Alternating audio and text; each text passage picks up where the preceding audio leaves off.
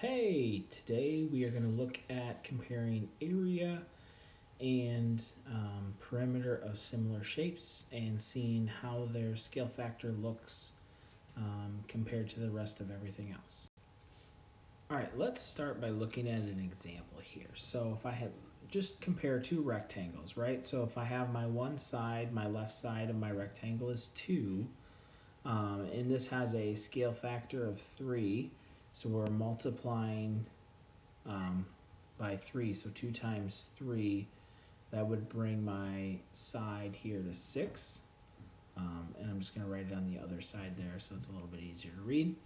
And let's say our bottom is 1, and that's a pretty squiggly 1. So 1, and again we're going to multiply that by 3, so that would give me 3 there on the bottom. So you notice the 1 to the 3, we multiplied that times 3, and the 2 and the 6, that was also multiplied by 3. Okay, so now if we're looking at our area, so our area of the small rectangle is 2 times 1, which is going to give us 2. And then our area of our big one is 18. Okay, and then let's look at the perimeter. So the area I did in blue, the perimeter now, I'm going to add these up. So 2 plus 1 is 3, and then I double it, so my perimeter over here is going to be 6. And my perimeter over here, I have 6 and 3, which is 9, double that, and that's going to bring me to 18. Okay, so my shape on the right has the same area and the same perimeter. But when I compare them, okay, so I'm looking here at the 6 and I'm looking at the 18, and 6 times 3 gets me to 18. So I would multiply the perimeter by 3. But now here's where I end up with a little bit of a difference. I have my 2 for my area and my 18 for my area. And if I take 18 and divide that by 2, that's going to get me to 9. So I multiplied my area by 9. Okay, my side length, my perimeter were all multiplied by 3, but my area was multiplied by 9. Okay, so we're going to stop and kind of just think a little bit about that. All right, so now we're going to just take a look at another example and kind of see if anything changes with it. So now I'm going to make my side length on the small one 4. And we're going to use our side length of being multiplied by 3. So that's going to bring me to a 12 over here. And then just kind of sticking with the theme, I'm going to make the bottom one 2. So 2 times 3 is going to bring me to 6. All right, so now I have 2 similar rectangles that we're looking at. And the first thing we're going to do is we're going to look at the perimeter. So 4 plus 2 is 6, going to double that, that's going to give me 12.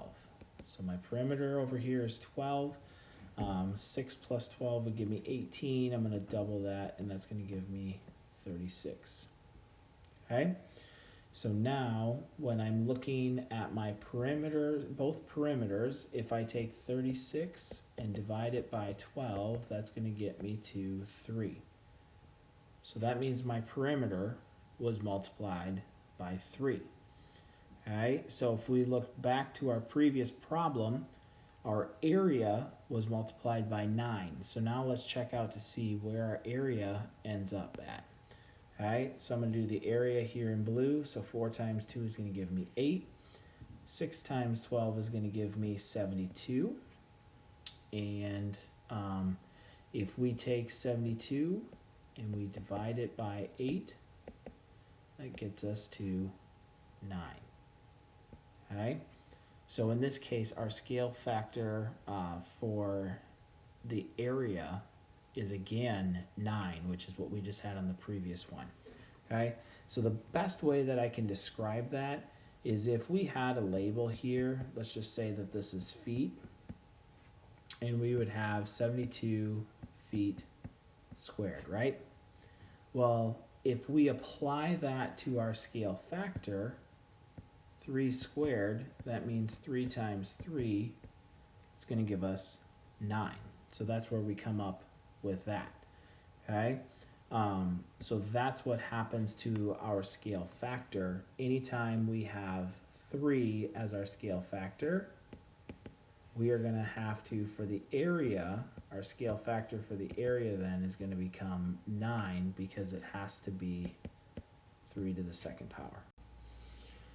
All right, so we have our different scale factors that are listed right up here on the top that we're going to use. Okay, so kind of just using the previous 2 examples that we've looked at, our side length is going to be multiplied by 2 with the scale factor of 2. Okay, our perimeter is also going to be multiplied by 2, which we came to that conclusion on the previous 2 examples. Okay, so now the area, remember this is where it gets a little bit different, is we have to take our scale factor and we have to square it. So 2 to the second power is going to give me 4, so that means I'm going to multiply my area of any similar shapes by 4. Okay, when I have my scale factor of 3, okay, so I'm going to multiply the side length by 3.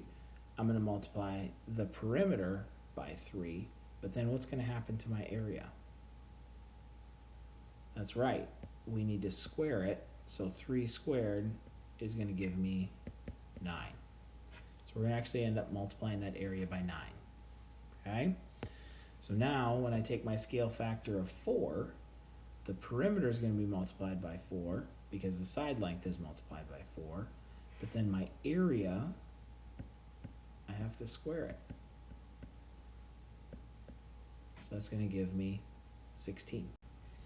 All right, let's take a look at a couple other examples just to kind of help us get an understanding for this. So let's just take this rectangle and let's make it have, or not a rectangle, square. Gosh, sorry. Let's make it have sides of 3, and then if it's going to have a scale factor of 2, we're going to double it. So that means it's going to be 6 and 6. So we're just going to kind of just see to make sure things hold true here with it.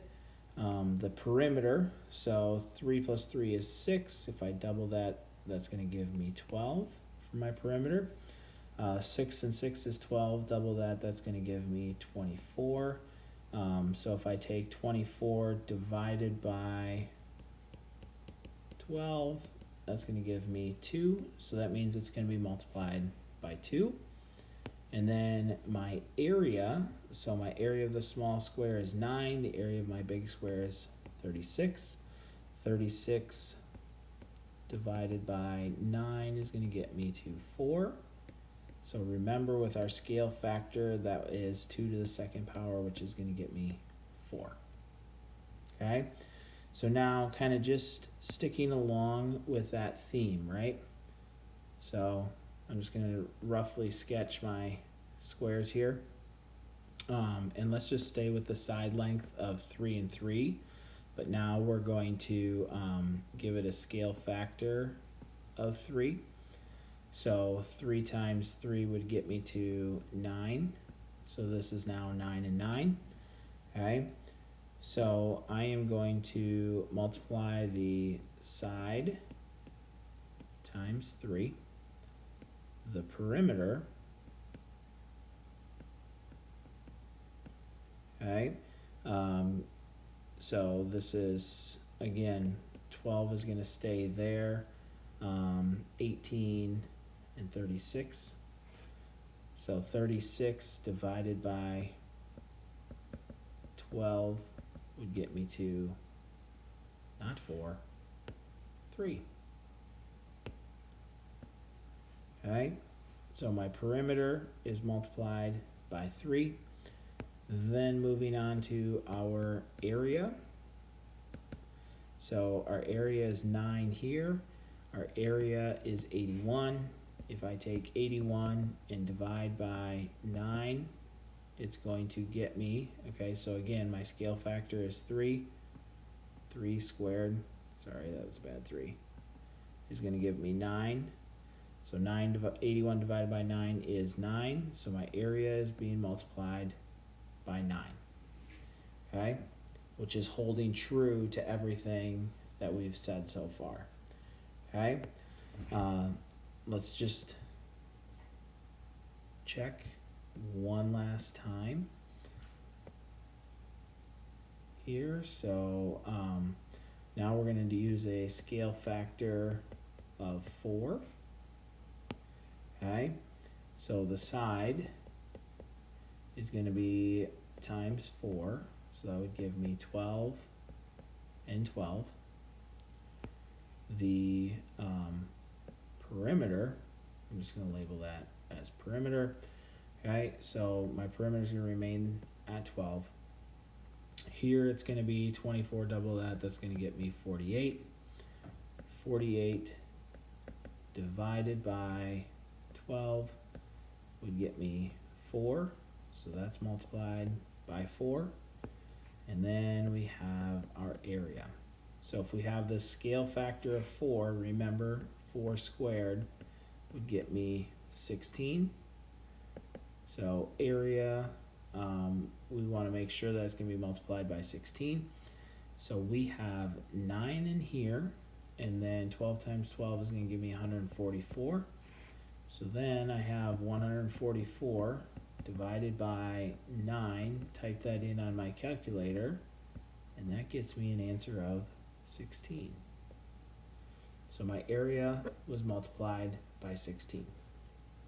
Okay? So if we wanted to apply this knowledge onto the other shapes that we have here, so we have a rhombus. If that side's multiplied by 2, the perimeter is also multiplied by 2. But then what's going to happen to the area? Area cannot be multiplied by the same as those. So we take 2 squared. That's going to get me 4. Okay? A trapezoid, the side length is multiplied by 2. The perimeter is multiplied by 2. The area needs to be squared. So that's going to be multiplied by 4. Okay? So hopefully this video helps break down some of those barriers in understanding what has to happen to that scale factor for area, okay, versus the scale factor for perimeter. So scale factor for perimeter is going to stay the same. Area has to be squared just like the label would be squared. All right, see you later.